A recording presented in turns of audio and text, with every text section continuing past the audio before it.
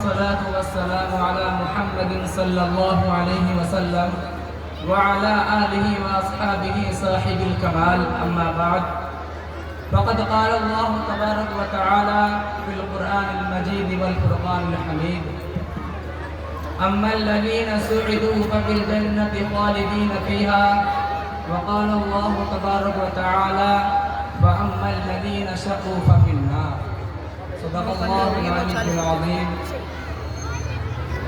محترم حضرات، ابھی میں نے آپ کے سامنے قرآن مجید کی 2 آیتیں پڑھی ہیں جن کا سادہ سا ترجمہ یہ ہے کہ جو لوگ خوش قسمت ہیں وہ جنت میں ہیں جو ہمیشہ اس میں رہیں گے، اسی طرح جو لوگ بدبخت ہیں وہ جہنم میں ہیں.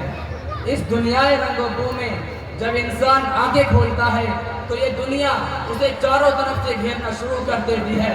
جس طرح کنویں کا مینڈک یہ سمجھتا ہے کہ اس کی دنیا کنواں ہے، اسی طرح کم عقل انسان یہ باور کر لیتا ہے کہ اس کو ہمیشہ اسی دنیا میں رہنا ہے، اور اگر بالفرض کبھی مرنا بھی ہوگا تو پھر فنا ہو جائے گا، ہڈیاں خستہ ہو جائیں گی، جسم کے اعضاء ٹکڑے ٹکڑے ہو جائیں گے، اور پھر اس سے اس دنیا کے بارے میں کوئی سوال نہیں کیا جائے گا.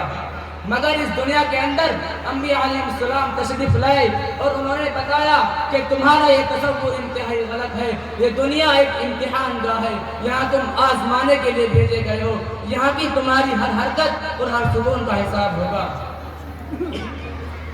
یہاں کی تمہاری ہر حرکت اور ہر سکون کا حساب ہوگا. اگر اس دنیا کے رہنے والے انسان نیک عمل کریں گے، صحیح راستے پر چلیں گے، خالق کائنات کے احکام کے مطابق اپنی زندگی گزاریں گے تو پھر مرنے کے بعد کامیابی ان کے قدم چومے گی. اور اگر اس دنیا کا بسنے والا انسان سرکشی اور غرور کے راستے پر چلے گا، خداوند قدوس کے احکام کی نافرمانی کرے گا، اللہ کی بنائی ہوئی زمین پر اکڑ کر چلنا چاہے گا، ظلم و ستم کی چنگاریوں سے اپنے بھائیوں کو جلانا چاہے گا، تو پھر ایک دن آئے گا جب اسے اپنے کیے کا حساب دینا ہوگا. جب اسے پوچھا جائے گا تمہیں 2 ہاتھ دیے گئے تھے تاکہ تم کسی کمزور کی امداد کر سکو، تمہیں 2 آنکھیں دی گئی تھی تاکہ تم صحیح اور غلط میں تمیز کر سکو، تمہیں 2 پیر دیے گئے تھے تاکہ تم خدا کی عبادت کے لیے مسجدوں میں جا سکو، تمہیں عقل دی گئی تھی تاکہ تم باقی طاقتوں کی مکاریوں کو شکست دے سکو اور حق کی آواز کو بلند کر سکو. کیا تم لوگوں نے ایسا کیا؟ اگر ایسا نہیں کیا تو پھر یاد رکھو کہ یہ جہنم کی بہتی ہوئی آگ ہے جس میں تمہیں ڈالا جائے گا. محترم دوستو، اس دنیا میں چند دن رہنا ہے. بادشاہ ہو یا فقیر، سرمایہ دار ہو یا مزدور، قوی ہو یا کمزور، عقل مند ہو یا بے وقوف، مرد ہو یا عورت، سب کو ایک دن یہ دنیا چھوڑنی ہے. یہاں کا سیم و زر، مال و دولت، جائیداد و زمین، دکان و کوٹھیاں، کوئی آپ کے ساتھ نہیں جائے گا. یہ سب کچھ چھوڑ کر ہمیں ایک ایسی جگہ جانا ہے جہاں صرف ہمارے نیک اعمال ہی کام دیں گے. وہ چند پیسے جن کے ذریعے ہم نے کسی غریب کی مدد کی، وہ چند رکعت نمازیں جو ہم نے خلوص نیت سے ادا کی، وہ چند میٹھی باتیں جو ہم نے کسی بے کس و مجبور کو اطمینان دلانے کے لیے کی، بس یہی چیزیں ہیں جو کل ہمارے کام آئیں گی. باقی دنیا کا تمام ساز و سامان ہمارے لیے بیکار ہوگا. سچ کہا ہے کہنے والے نے، تنہیس ہوا کو چھوڑ میاں، مت دیش بدیش پھرے مارا، قذاق اجل کا لوٹے ہے دن رات بچا کر نقارا.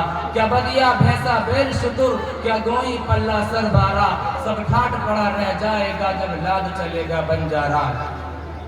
محترم دوستو، جب موت آئے گی تو 1 منٹ تو کیا 1 سیکنڈ کی بھی مہلت نہیں دے گی. اس لیے میرے دوستو، اس وقت کے آنے سے پہلے ہمیں تیار ہو جانا چاہیے اور اپنا ٹھکانہ ایک ایسی جگہ بنانا چاہیے جہاں ہمیشہ آرام و سکون سے رہے، اور وہ جگہ جنت ہے. جنت مرنے کے بعد ملے گی، مرنے کے بعد والی زندگی کا نام آخرت ہے جو آخر میں آئے گی.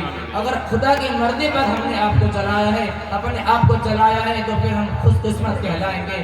اور اگر ہم گناہوں کے راستے پر چلے ہیں اور غلط راستے پر چلے ہیں تو ہم بد قسمت کہلائیں گے. دعا فرمائے کہ اللہ پاک ہم سب کو صحیح راستے پر چلائے اور مرنے کے بعد ہمارا ٹھکانہ جنت میں. دنیا نہیں ہے یہ عبرت کی جاہیں تماشا نہیں ہے، جہاں میں عبرت کے ہر سو نمونے، ملے خاک میں اہل شاہ کیسے کیسے، جو آباد تھے وہ محل اب ہے سونے، زمین کھا گئی نوجواں کیسے کیسے. جگہ جی لگانے کی دنیا نہیں ہے، یہ عبرت کی جاہیں تماشا نہیں ہے.